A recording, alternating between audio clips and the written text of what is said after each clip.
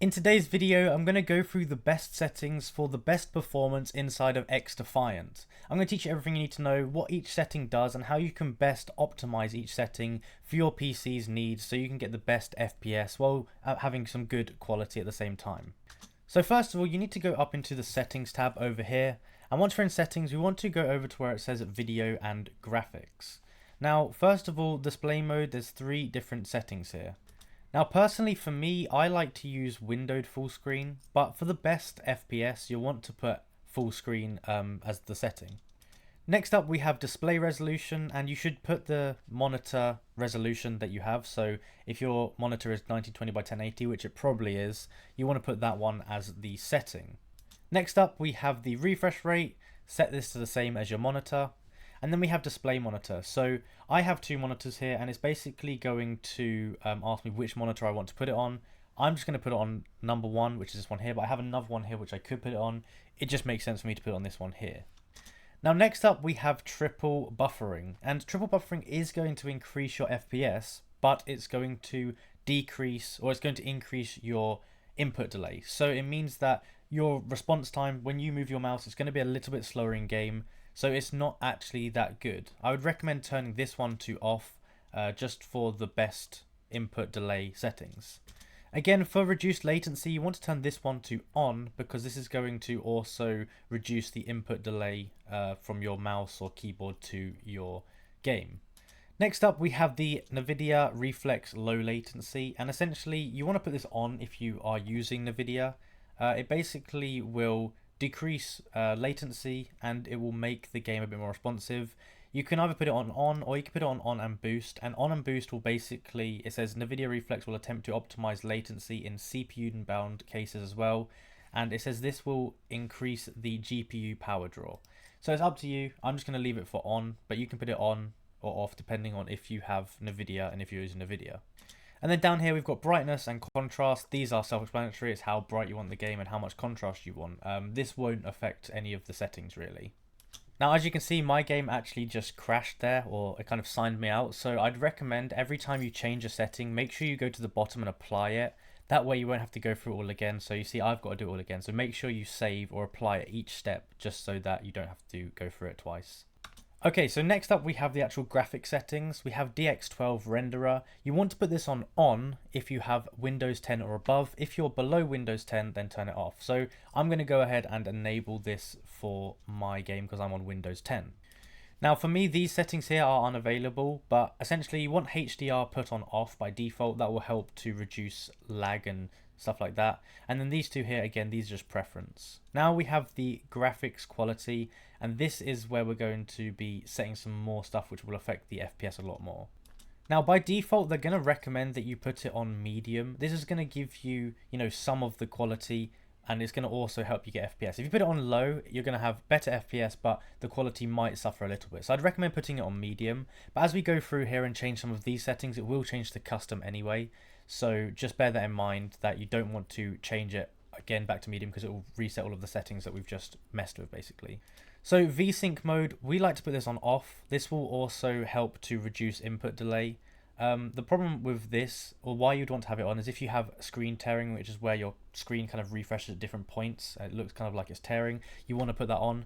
But if you're not experiencing that, then you can have this one to off, and I'd recommend that. Frame rate limit, we'd recommend to turn off. You can put it on, but if you put it off, you're just going to get better FPS overall. Now for these next 3 settings here, medium is sort of the default that you'd want to go for, but if you've got a lower end device, you'd want to put it on low. And if you prefer fast FPS, or more FPS, then you want to put it on low. For me, as I record a lot, it helps if it's on low. It just means I have the best FPS. It just means that you might slightly have bad visuals, but it's really up to you depending on your device. For the contact shadows, you want to put this on off, or you can put it on sun low. This is basically how much shadows will be affected in the game. It's up to you. But then the next one that's going to make a big difference is the resolution scale. Now by default you want it on 85% to 100%, one of these 2. But if you have a low end PC, if you put it on something like 50%, you'll see huge differences in your FPS just by putting it onto that. Now for me, I'm going to leave it on 85% just so that I can benefit from the boosted FPS. But the lower you put this, the better the FPS is going to be. Next we have sharpening. This doesn't change anything about your FPS, so just leave this what you want. And then for particle detail, we kind of want to put this one on to low. Low is going to be the best setting for this. It will improve the frame rate. Again, volumetric fog, you want that on low. And global reflection quality, put that on low as well. You can put these on medium if your PC can handle it, but low is going to be the best for these. For this one here, you either want it on low or off. This, if you have it off, it's going to greatly improve your FPS. Next up, we have the vegetation quality. You can put this onto medium or low. It doesn't really make much difference. And then for this one here, surf scattering, you can put this on or off. It also doesn't have much difference. Next up, we have object detail. You want this between around 20 and 58, but it's kind of down to your personal preference. But just keep it between that range. That's going to be the best. The lower you have it, the better the FPS is going to be. But 20 is kind of like the minimum you kind of want to have it at. Now this next one here, extra streaming distance. This really relies on RAM a lot. So 10 is recommended for sort of higher end devices. Anywhere from 5 to 8 for medium.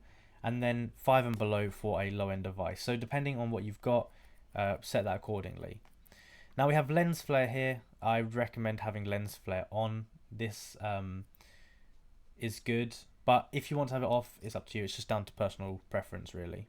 Water quality, again, low or medium. It's up to you depending on your device. For this one, it doesn't make a difference to have on or off. It's up to you. And then here we want medium or low, again, depending on your device. Now, what I'd recommend is I'd set them at a low baseline. So put them on the lower end for now.